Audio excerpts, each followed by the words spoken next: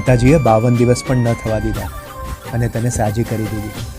આવ માતાજીના દર્શન કરીએ.